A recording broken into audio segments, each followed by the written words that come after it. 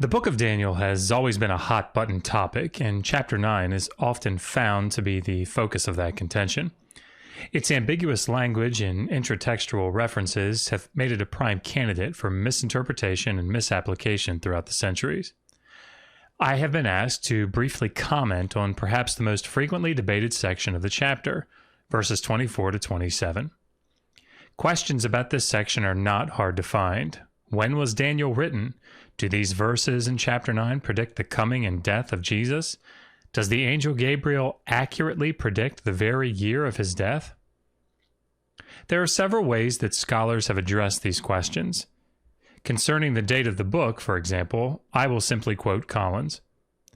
The 2nd century date for the visions of Daniel, chapters 7 through 12, is accepted and beyond reasonable doubt by critical scholarship. Concerning the vision in chapter 9, much ink has been spilled, and it is not my intention to present that data here.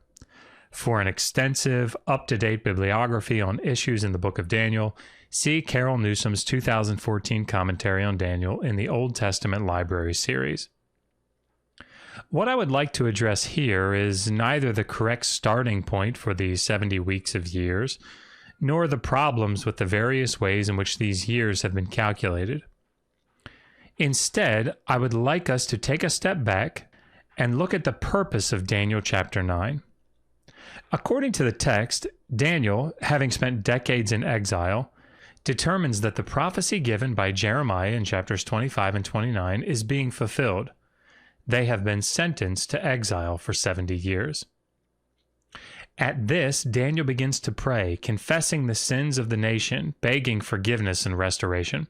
During his prayer, while he was still speaking, the angel Gabriel appears and explains that Jeremiah's prophecy concerning 70 years was actually 70 weeks of years, a total of 490. Concerning this, Carol Newsom writes, as Daniel has been praying on behalf of his people in the holy city, so the angel addresses his concerns for them. Yet the first words out of Gabriel's mouth undercut Daniel's understanding of the Jeremianic prophecy. Gabriel informs him that the prophecy refers not to 70 years, but to 70 sevens, that is, 70 weeks of years. Gabriel is not contradicting Jeremiah, but disclosing a hidden meaning that rests on one or more accepted exegetical practices of the 2nd century BCE. But why the correction or development of Daniel's understanding? Let's think about the time and setting in which this portion of Daniel was written, and what effect it might have had on its contemporary audience. Here, I would like to quote Collins again, at length. Daniel 9 stands out from the rest of the revelations of chapters 8 through 12, insofar as it is explicitly formulated as an interpretation of older biblical texts. The passages in question are found in Jeremiah 25, 11 to 12, and in 29, 10, and say that the dominion of Babylon will last for 70 years, after which time the Jews will be restored. Historically, this prophecy was not accurate. Less than 70 years elapsed before the Jewish restoration. More seriously, the desolations of Jerusalem were not then brought to an end, as was painfully obvious in the Maccabean era.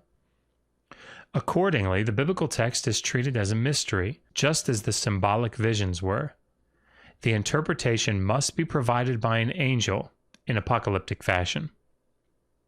Collins concludes, the focus of the prophecy is on the last week, the real time of the author. This is marked by the murder of an anointed one, Onias III, and the profanation of the temple. The point of the prophecy is that all this is determined in advance, and an end is decreed. What follows this end is primarily concerned with the restoration of the cult. Transgression will be ended, everlasting righteousness established, and the holy place anointed. His main concern is not in speculating on the future, but in providing an assurance that the predetermined period of Gentile sovereignty is coming to an end.